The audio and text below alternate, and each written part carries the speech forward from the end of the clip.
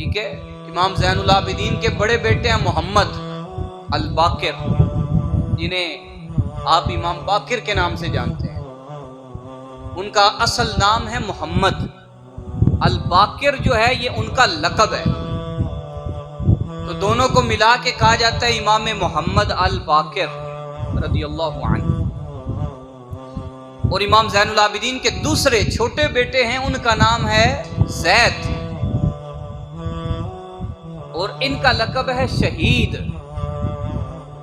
کیونکہ یہ بھی اسی راستے پہ چلے ہیں جس راستے پہ ان کے دادا جان امام حسین ابن علی چلے ہیں۔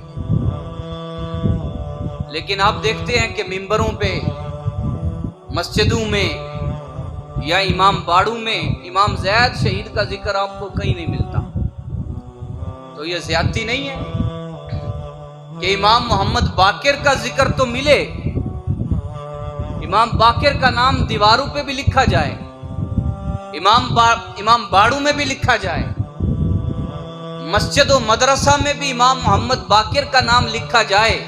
لیکن امام محمد باقر کے بھائی جنہوں نے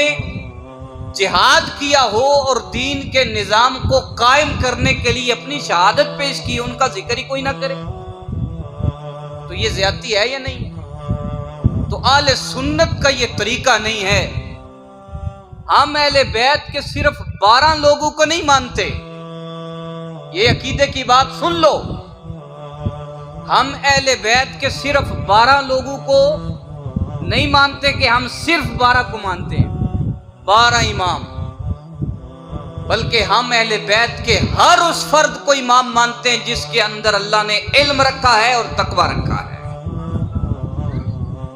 ہم صرف 12 کو نہیں کہتے، صرف 12 کو ماننے والے باقی سب کا انکار کرتے ہیں، لیکن ہمارا منہج اور عقیدہ کیا ہے؟ ہمارا منہج یہ ہے کہ تیری نسل پاک میں ہے بچہ بچہ نور کا، اور تو ہے عین نور، تیرا سب گھرانہ نور۔